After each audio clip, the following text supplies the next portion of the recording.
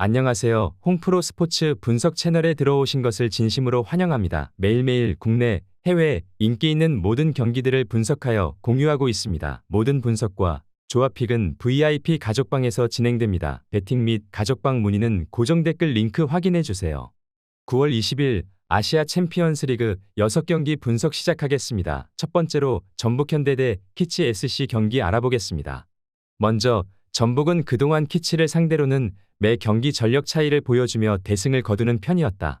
하지만 올 시즌 전북의 공격력과 최근 페이스는 땅에 떨어질 대로 떨어진 상태다.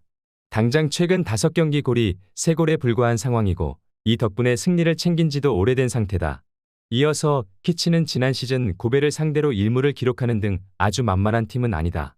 고베 원정에서는 패했다고 하지만 스코어가 1대2로 아주 근소했던 차이다.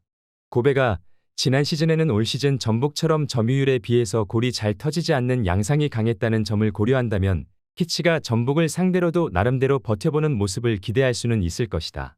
전력 차이를 생각하면 홈에서 전북이 덜미를 잡히는 모습을 상상하기는 어렵지만 고베를 상대로 지난 시즌 키치가 제법 괜찮은 모습을 보여주었다는 것을 감안해야 한다. 저득점 경기가 예상되기에 언더 또는 근소한 차이로 전북 승리를 추천합니다. 두 번째로 멜버른 시티 대 고우 경기 알아보겠습니다. 먼저 멜버른 시티는 지난 경기에서 장점과 단점이 모두 나왔다. 선제골을 먼저 허용하며 높은 라인으로 인한 역습 리스크가 있다는 점도 보여주었지만 결국 주도권을 잡고 몰아치면서 역전에 성공하는 장점도 보여주었다. 일단 고우를 상대로는 전반적인 주도권을 잡을 가능성이 높은데 상대의 전방 압박만 무력화시킨다면 장점인 득점력을 투사할 수 있을 것이다. 이어서 고우는 지난 시즌 1왕배 우승을 하면서 아챔 본선에 진출했다. 다만 1왕배 결승에서도 수비 실수가 나와 준우승에 그칠 뻔하는 등 수비적인 난조는 선수비 후 역습 성향의 팀임에도 심한 편이다. 사실 전방 압박으로 미리 상대의 공세를 차단하는 류에 가까운 편인데 문제는 이 라인이 돌파당하면 투 볼란치가 커버해야 할 범위가 기하급수적으로 늘어난다는 점이다. 생각보다 고우가 수비적으로 불안한 스타일을 보여주고 있다. 지난 시즌 1왕배에서도 하마터면 이것 때문에 패배할 가능성도 높았다. 멜버른 시티의 역습 제어 능력도 감안해야 하고 화력을 투사하면서 승기를 잡을 수 있을지가 관건이다. 이번 경기 최종 추천 조합 및 언어버 조합은 홍프로 가족방에서 무료 공유해드리고 있습니다. 영상 아래 고정 댓글 링크로 문의해 주시기 바랍니다.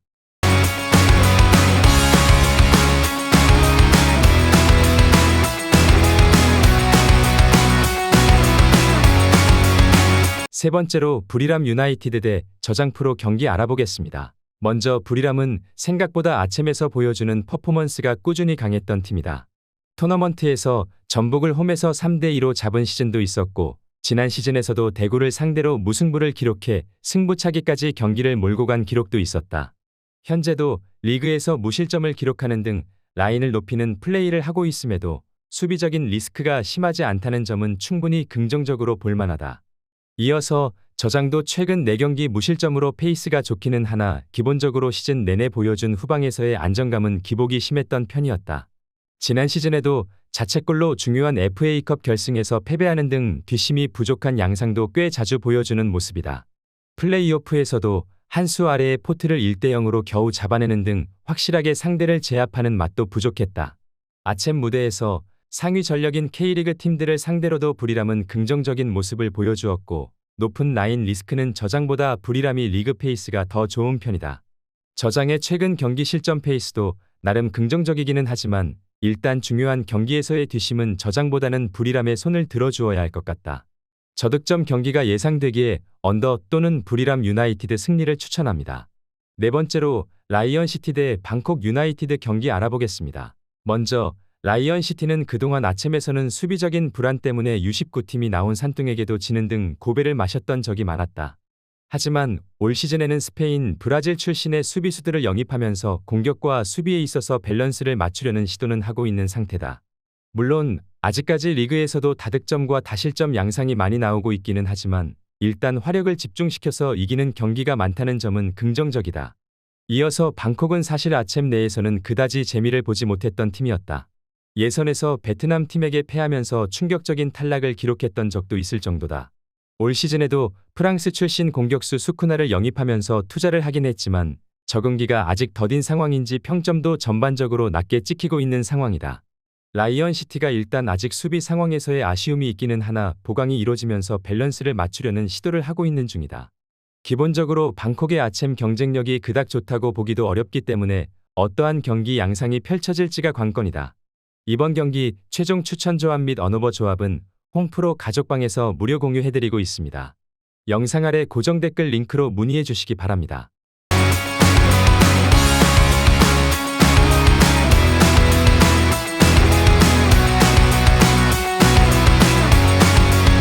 다섯 번째로 우한산전 대 우라와 레드 다이아몬즈 경기 알아보겠습니다. 먼저 우한은 말컹, 박지수, 웨이스하도 등 아시아 레벨에서 검증이 된 자원들을 대거 영입했다. 지난 시즌 우승팀이기도 하고 아챔을 대비해야 하는 상황이기에 전방위적으로 보강이 이뤄진 것은 칭찬할 만하다. 물론 우한 특유의 공격적인 운영이 우라와의 블록을 확실하게 공략할 수 있을지는 의문으로 보는 것이 옳을 것이다. 이어서 우라와는 일단 칸테를 제외하면 명확한 득점원이 없다는 점이 난관이다. 맘먹고 중앙의 수비 블록을 구성하면 J리그 내 어떤 팀도 뚫기 어렵다는 것은 그나마 다행이라고 할 수 있을 것이다.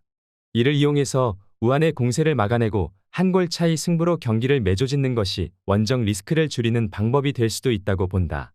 우라와가 한 골 싸움으로 가면 유리한 고지를 점할 것이다. 블록을 세우고 수비하는 능력은 리그 내에서도 손꼽히는 팀이기도 하다.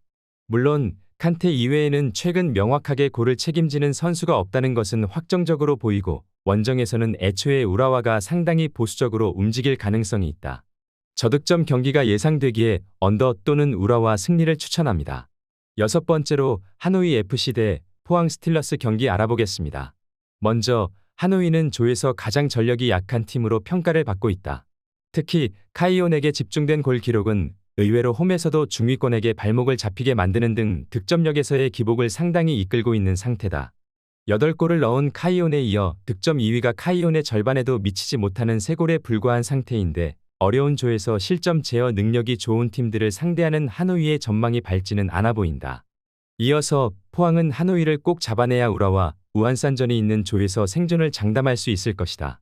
다행히 제카와 고영준, 김승대 등 공격 포인트를 기록하는 선수의 숫자가 하노이보다는 많은 편이라 다양한 공격 루트를 만들 수 있는 쪽은 포항이라고 보는 것이 옳을 것이다. 일단 포항은 공격에서의 다양성에서 하노이보다는 좀 더 나은 모습을 보여줄 가능성이 높을 것이다. 하노이를 반드시 잡아야 하는 포항 입장에서 약체를 상대로 어떠한 경기력을 보여줄 수 있을지가 관건이다. 이번 경기 최종 추천 조합 및 언어버 조합은 홍프로 가족방에서 무료 공유해드리고 있습니다. 영상 아래 고정 댓글 링크로 문의해 주시기 바랍니다.